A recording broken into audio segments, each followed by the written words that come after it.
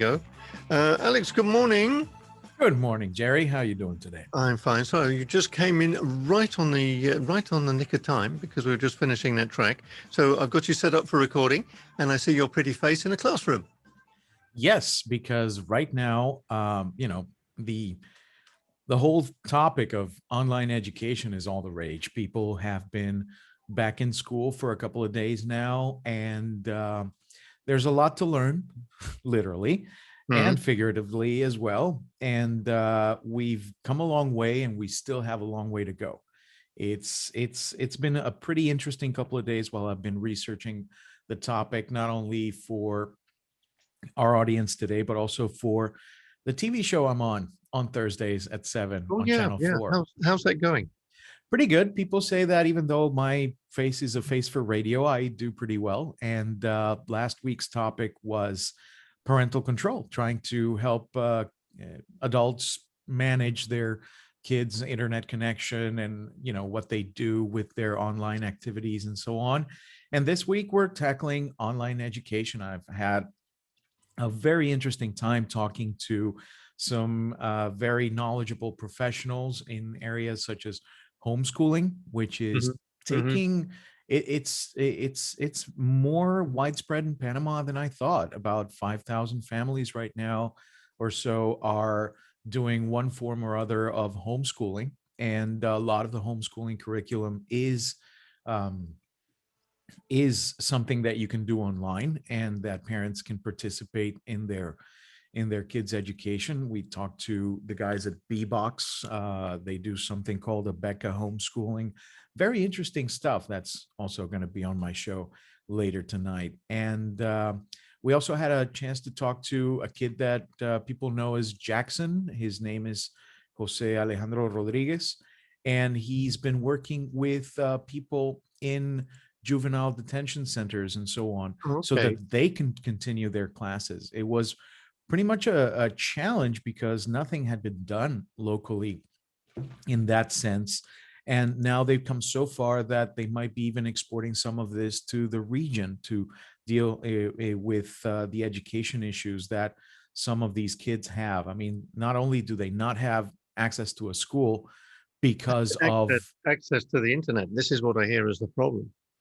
it is, and through donations and some help from different organizations, they've managed to provide at least some form of internet connections that are portable and wireless and work even when the power is out, because a lot of these centers also don't have any power, don't have any reliable power. Mm-hmm. So they have to be pretty much self-contained. And sometimes they have to get creative. For example, when the webcam doesn't work, they have to turn to being very descriptive in what they're doing and things like that. So one of the things that I've learned so far is that, unfortunately, there is a big difference between online education and classroom education. And a lot of what's happened lately is that they've just made the classroom online. And that doesn't always work. The dynamics are not the same. Mm-hmm. The schedules are not the same. And I even got to talk. Presentation, Mhm. presentation must be the key as well, because teachers have to adapt to a new way of getting the message across. There isn't the ability to throw chalk. There isn't the ability to throw chalk at the kid that's misbehaving at the back of the class. There's and also, of course, like you said, when you're presenting, they must be trained on how to actually present information onto the screen as well. I mean, I'd imagine for some it's quite a sort of steep learning curve if they're not so into it. It's a completely different way of presentation, and and making it interesting is the thing. I mean, I always found, Alex, that when I used to do conferences, and there's nothing worse than going to a conference and somebody puts up on a screen pages of numbers and then insist on reading through all of them, and then you have a nice little time to nod off. When I used to do these things, what I used to do, I used to love using what's that program on Windows you use now? A PowerPoint. And what I used to do is, like, if you had a picture, you needed to put a graph on with some figures. what I do to kids is that I would then have, as soon as you put that slide up, a little man would walk along the bottom of the screen with a wheelbarrow full of money, and immediately you get people's attention.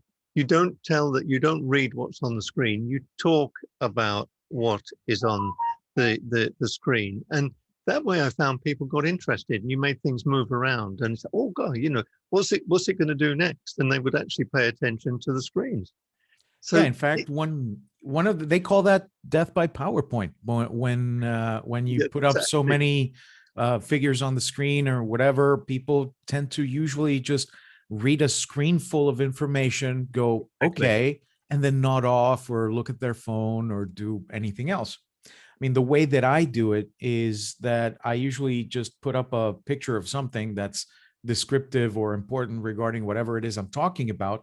And then I, read all the figures and facts or whatever from my presentation notes. Mm, And I know they're going to be in the handouts. So if people want to go back to the sure. figures, they're going to have them. Yeah, yeah. But I'm not going to let a couple of numbers get in the way of people's understanding of what I'm trying to convey.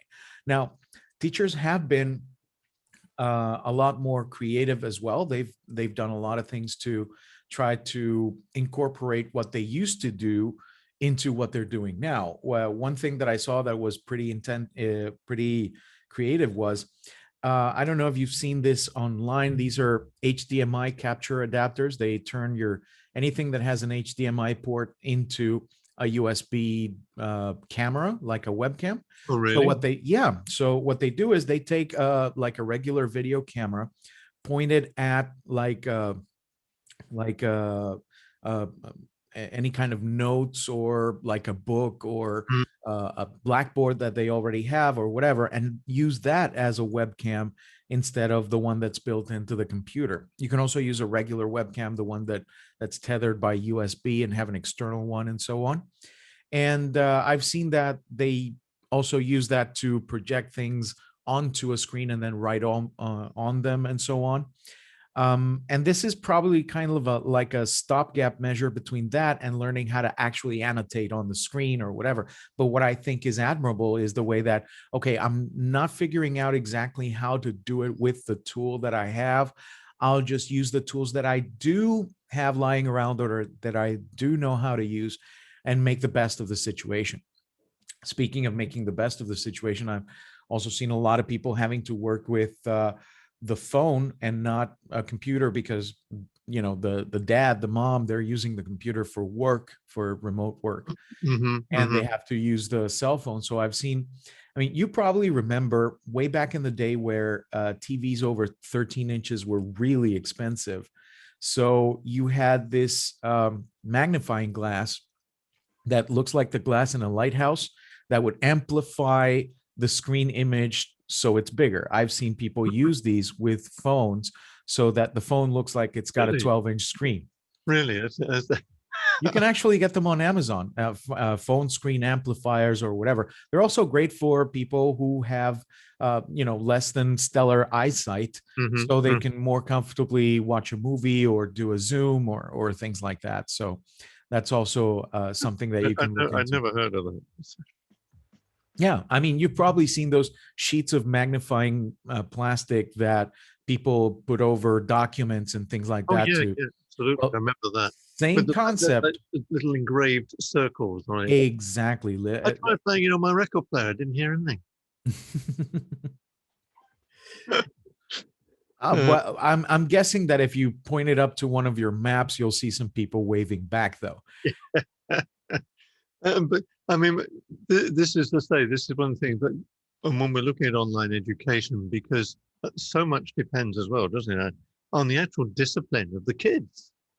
Definitely. And teachers and parents have to learn new ways of, getting that discipline from them and eliciting it more than demanding it. I mean, kids nowadays can find out more about what drives them and what, makes them the individuals that they are, more so than back in our day. Back in our day, you actually had to go through whatever the school said you had to learn regarding math and science and all of these topics. And if you tried to stray from that, you usually were, not encouraged. Nowadays, A lot of the schools are realizing finally that they need to also help kids make better use of their potential and use the tools that they have to, if they have, lacking skills in math or history or anything like that, they can then use those tools to kind of make those better. So that's going to be the challenge going forward, because I mean, there's a lot of vaccination going on. Finally, my mother got vaccinated.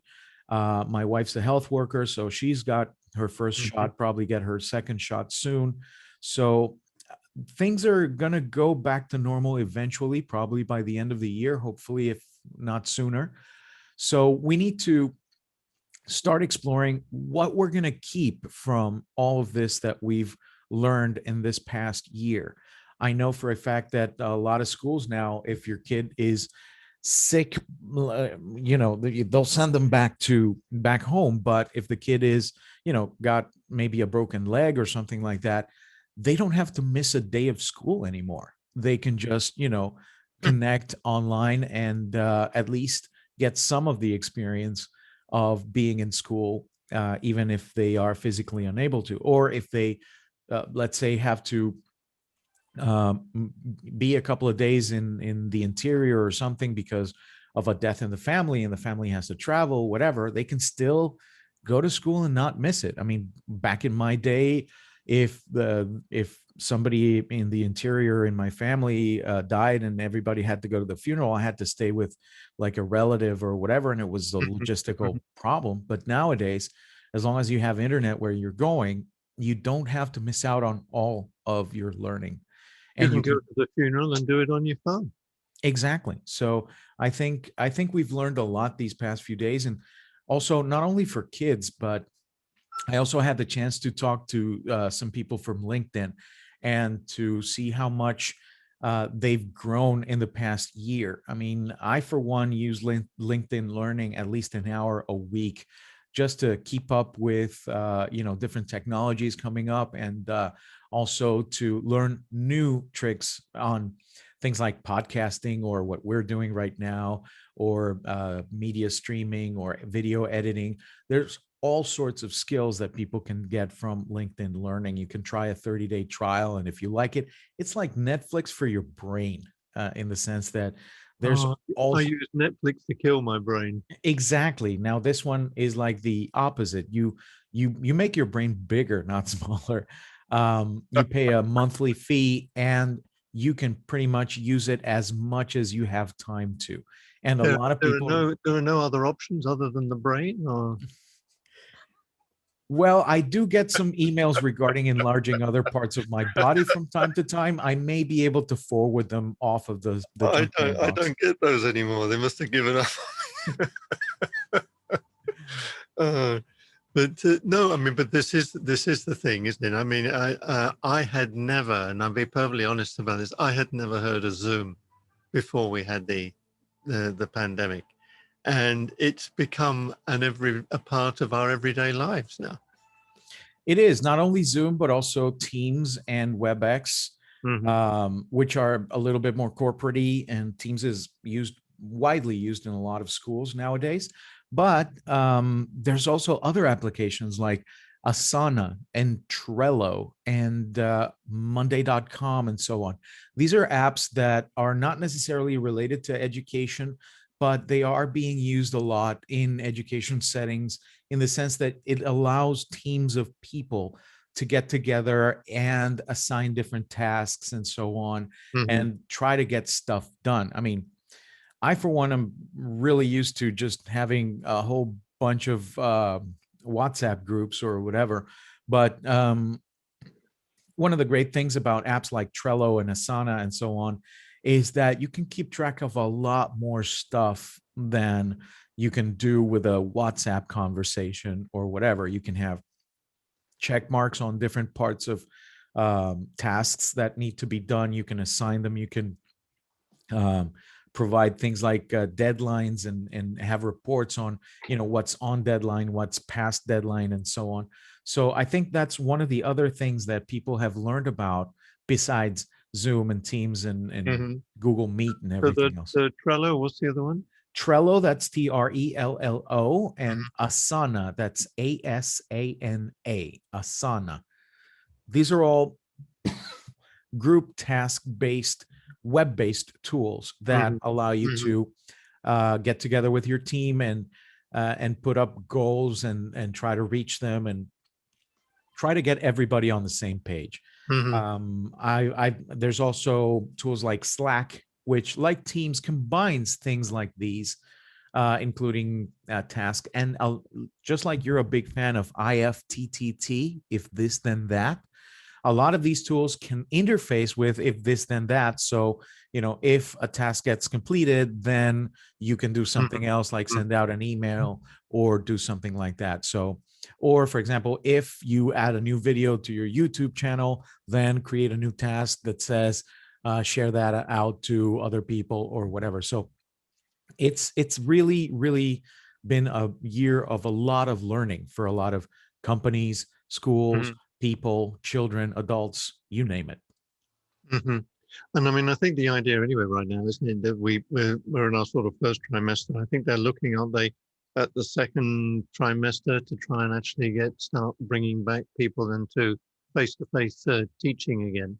Yeah, there has been a lot of controversy, or as you might say, controversy, about how kids are back in some of the international schools in Panama. The international curriculum schools are, I say, a little bit, I think, less likely to follow some of the government's guidelines and so on, and they have their own schedule, like starting in September and things like that.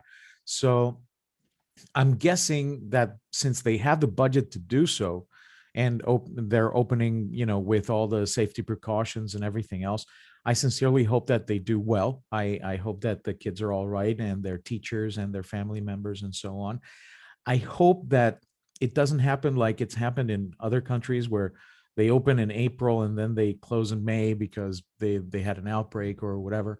So I Hmm. hope that everybody's all right. I mean, there's a lot of There were just interested, there was, because it was an article that we had in the news this morning. In actual fact, Maduka, it says here, the Ministry of Defense Maduka revealed on Wednesday that a group of its officials visited several private schools with the aim of communicating to their directors that they must comply with the norm that establishes distance classes. Mhm. So I think, because, like you say, I think some of them have been started doing a limited number of face-to-face. Basically, Maduka says no. It says we visited private schools to become aware of the situation and indicate to the managers that they must comply with Executive Decree number 25, which establishes that classes must be at a distance. This is from Virgilio Sousa, Director of Maduka's Legal Counsel. And it says that the first quarter of 2021 school year will be remote. Mhm. So there Well, we go. I understand their point of view, and I understand that they're trying to enforce the law, and I commend them for it. I hope that at least some of the people visiting these schools is also getting a look at what they're doing Mm, to make schools safe, because we need to open schools safely as soon as possible. So I mm. hope they, at least took notes of what's being done, the Oh, good I think stuff, they the are. bad stuff. I think they are. And I think it's a matter of complying. Of course, the schools in the United Kingdom went back last Monday. Oh, wow. You And know, any news on how they're doing? nothing so far, but I did have a discussion actually last week. I think it was with the head teacher here of King's College. And this is one of the topics that came up. And to be perfectly honest, I mean, and Yasmin also brought up a good point, which perhaps I hadn't sort of considered so much. But the children are the ones less likely to be at risk. But as Yasmin cried, I said, yeah, that might be less likely to be at risk. But if they get anything, or that they will take it home, which is a good point. So it's a question, and I think, by the time the first trimester is over, then we're going to have more people vaccinated. Thank God, we're seeing the figures now dropping. They've been dropping now for weeks, which is very good. We're down to 107 in the intensive care, and we were up at 250 in January. So, I think we're getting there. And as you say, I think the thing is be patient. Yeah. Don't take any risk.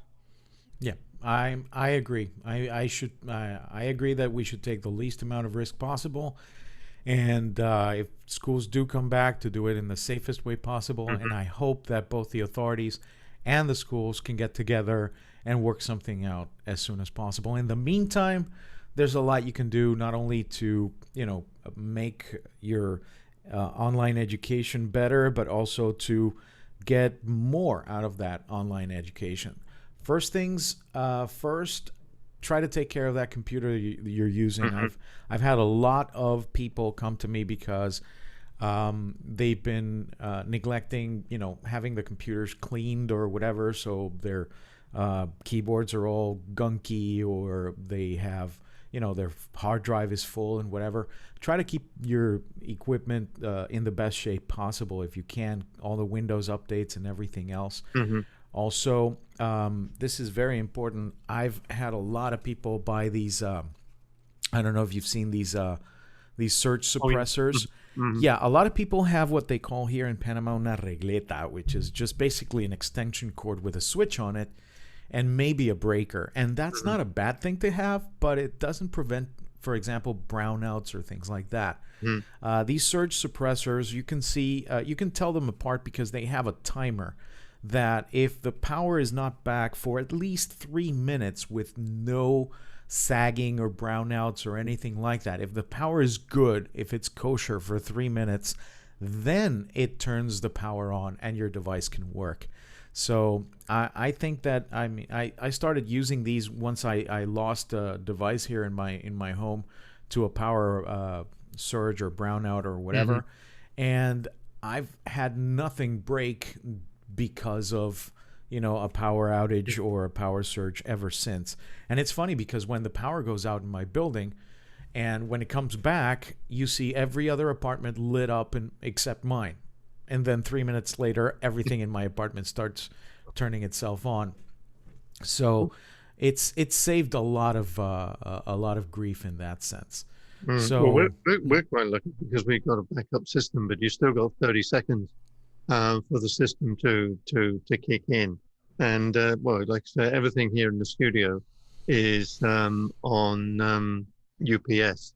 yeah, and UPS is like the next level of protection because you have So, both the protection and the battery. exactly. And so for that 30 seconds, I have no issues with the it'll keep the whole studio running for a lot longer than that. But just in case. But it is important. I mean, and like you said, don't just think about your computer.